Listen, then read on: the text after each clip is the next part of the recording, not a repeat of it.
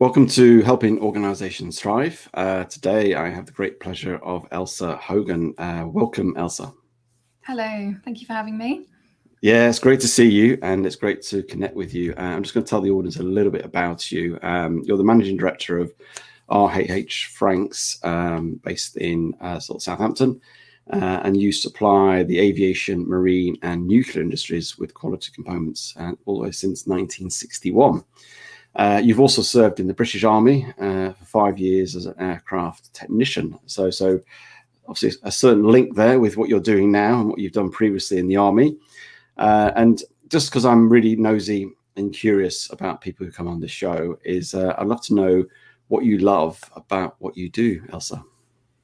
So I think the best thing within my role is the ability to make rapid change, because we're, an SME business and we're of a size where we can come up with fantastic ideas. We can instantly put them into action. And for me, that's one of the greatest things, the rapid change, the ability to make a real difference and very, very quickly.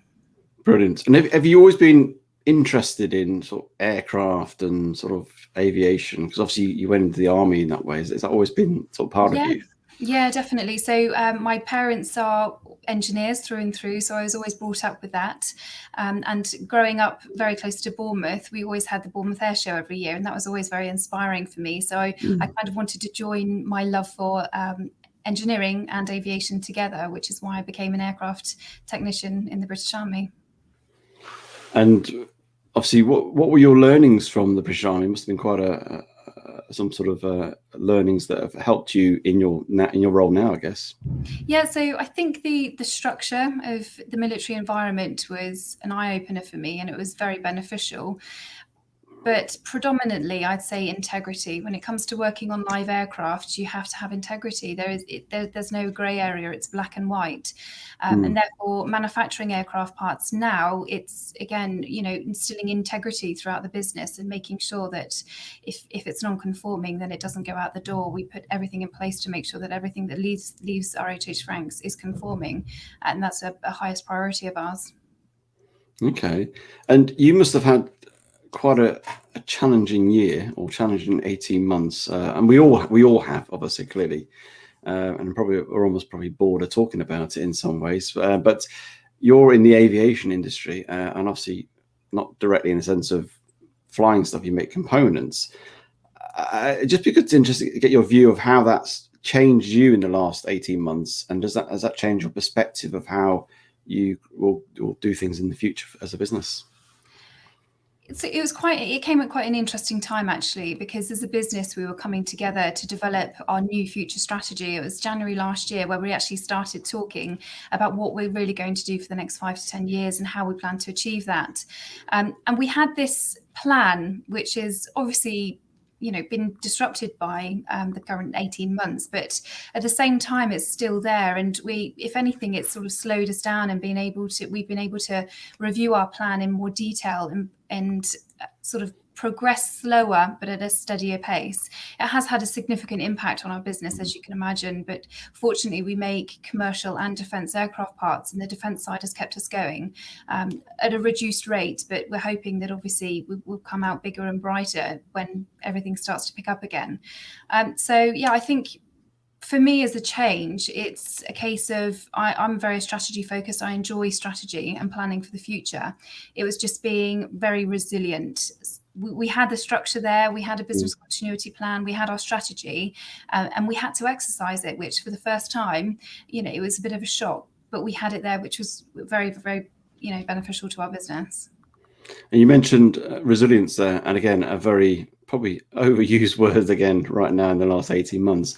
And I guess mental strength is always needed in these situations. And it'd be interesting to understand how you have defined resilience and mental strength, and what does it mean to you within personally, but also in the context of your business? So in the context of my business, when you're leading a business, you have to be the strength with the business, with the support of your team around you. They need somebody that I believe is a strong character to be able to drive the strategy, and they rely on me and I rely on them as well. So I make sure that I've got the right people in the right places throughout the business to be able to deliver our strategy. That's is fundamental, I believe, to running a very good and strong and healthy business. On a personal note, for me, what sort of got me through is training and exercise, because that is my time to reflect, time to feel good. I do put a lot of effort into my training, and I always have done, and it's probably from my military days as well. So that over the past 18 months has seen me through. I'll have a really long day in the office and I'll get home and I'll still go out for a run or ride the bike, because that frees my mind and gives me, I believe, mental strength and resilience. And just going a bit more detail, how does that sort of training, because I know you do things like ultra running as well, which is obviously going beyond a marathon, which physically exhausting, emotionally exhausting, and obviously mentally exhausting. In fact, it's more of a mental game, really, isn't it, more than anything else? Yeah. How does that help you, and how do you sort of do that as well? How do you go beyond a marathon? I mean, that's quite a challenge, isn't it?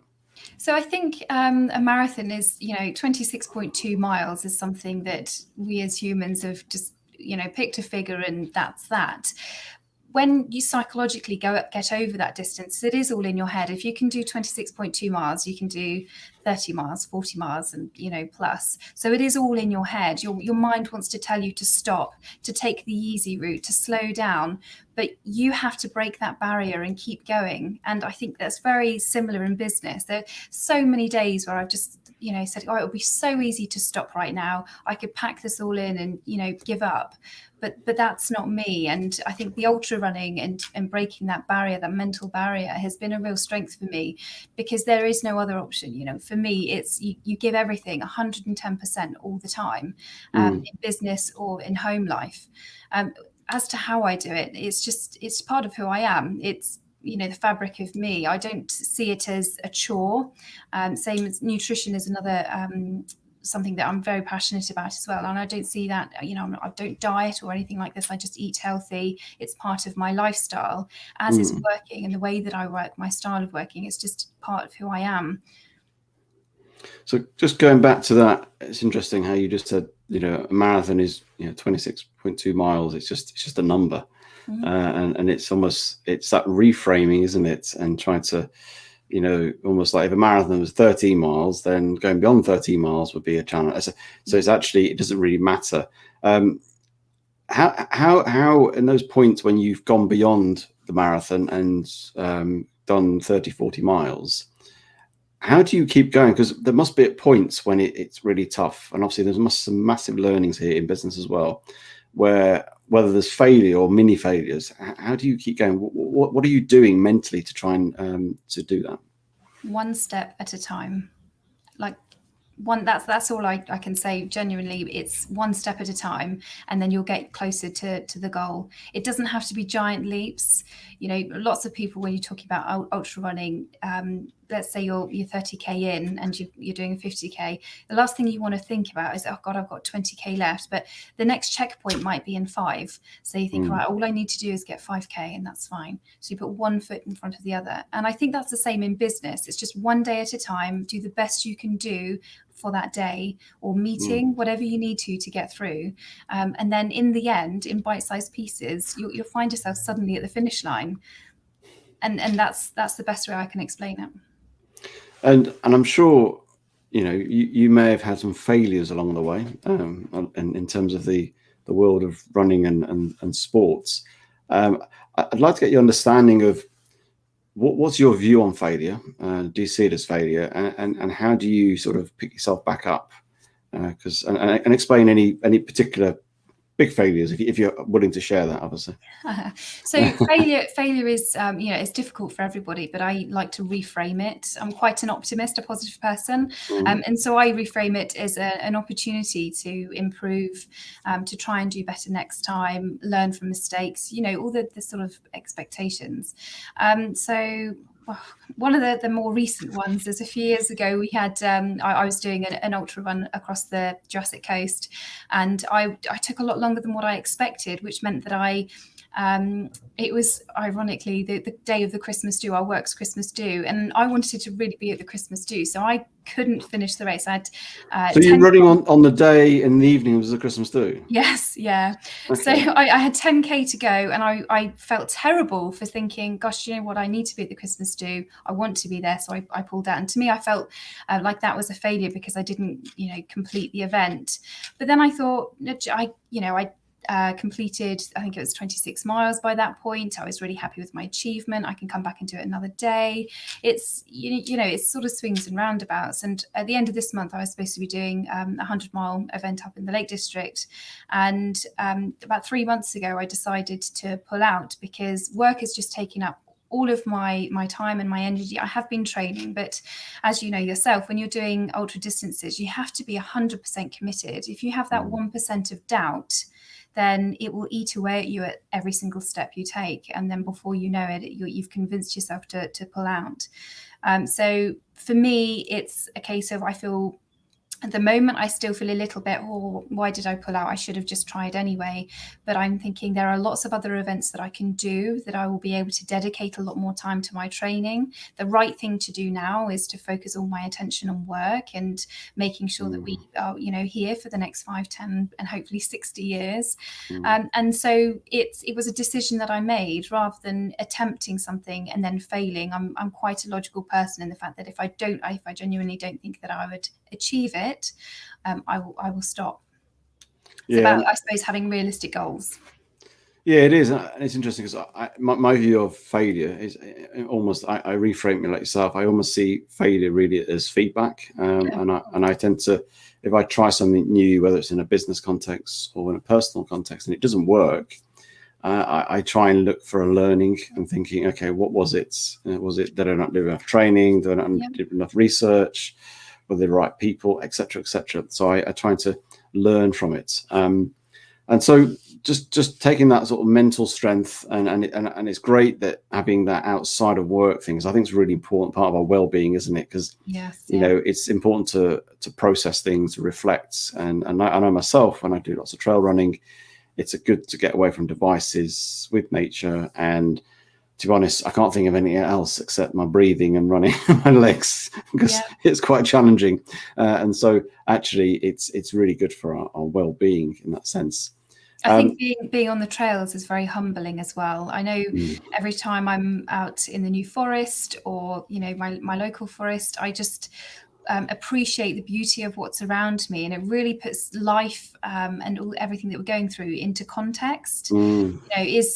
Is the fact that something on the shop floor isn't working as I'd like it really such a big deal? We've got our health, we've got our fitness, we've got strong minds, that sort of stuff. It kind of puts everything into context, I feel.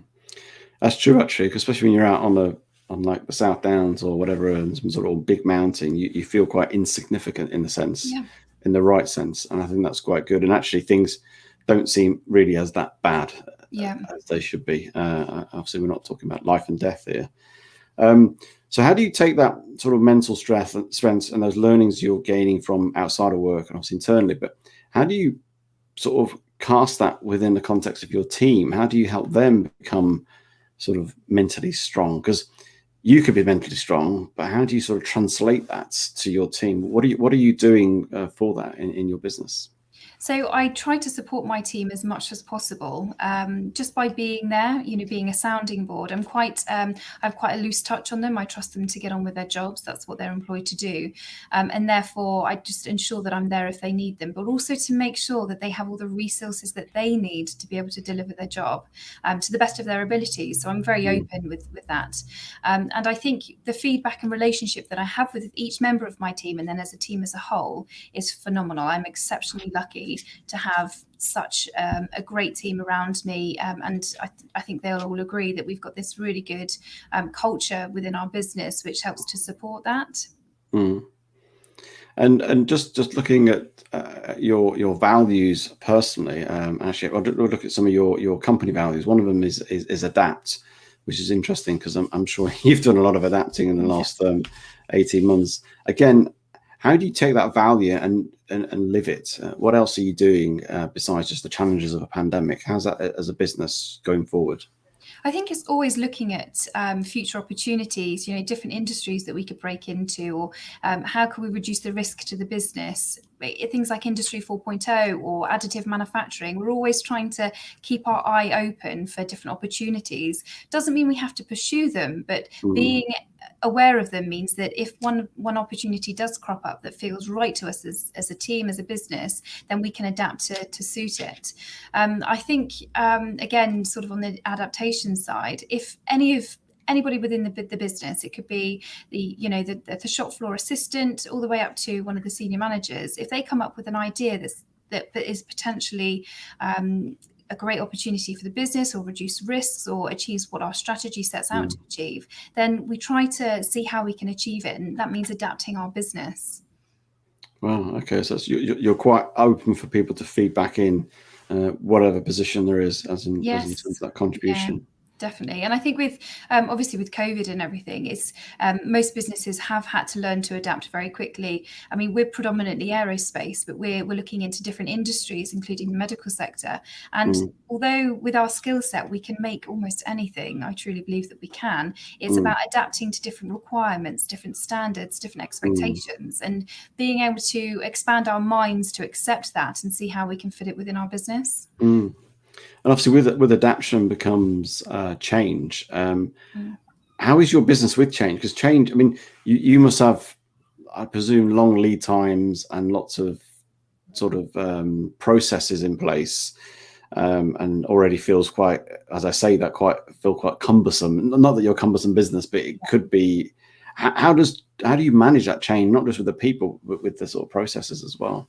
So historically, it's been quite difficult because we've got quite an aging workforce. That's one of our identified business risks. We've got a plan in place to sort of mitigate that over the next 5 to 10 years with things like apprenticeship programs and whatnot. But still, when you're talking about precision engineers that have perhaps been doing the same job for 20, 30, 40 years, they are comfortable in what they know and their expertise. So trying to talk to them about change has been quite difficult. What I found is that getting them involved very early on, getting their buy-in, getting their feedback and input is really important when it comes to the success of the change and whether they see it as positive or not. And also, we've made quite a few fundamental changes. For example, we've extended our main factory building. And whilst that's great for the business, it's great for our capacity and our capability. It's something that we can sing about to all of our customers and stakeholders. For the guys on the shop floor, they perhaps, when we learned this, they perhaps didn't really know what impact that meant to them. So every time we think about making change within the business, we always think, okay, well, what does this mean to the guys on the shop floor? How can we say to them, okay, well, if we do this, it means this to them, and show them the real benefits of it, rather than just thinking, oh, this is going to make us, more profitable, or our turnover increase. So we have to think about it from their perspective, almost in their little bubbles in their departments. Yeah, that's brilliant, actually, because that's often you have strategies right at the top and what you're trying to achieve, obviously, because you're trying to drive a business forward. But actually, the implications are throughout the organisation, aren't they? They are indeed. Yeah, I mean, ultimately, we want the business to succeed.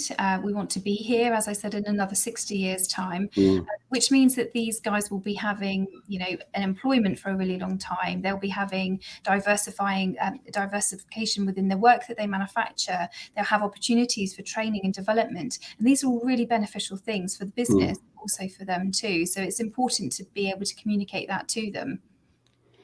And just looking back on the last sort of 12, 18 months, what, I don't know, one or two things that the pandemic showed to you as a business or created as a positive that you can go, actually, this pandemic has made us go in this direction or do things differently? Is there any things that you particularly remember or notes?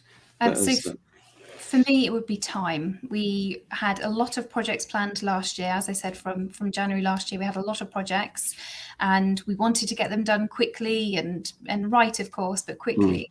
And what the pandemic's meant is that we've had to slow down and really assess the situation and really hit these these projects slowly, but doing it right, and it's worked for us. So I think any future project, I think will go, when we plan the timeline, I think we'll make sure that we extend it as far as reasonably practical, of course, just to make sure that we really absorb the project and make sure that we do it right from day one.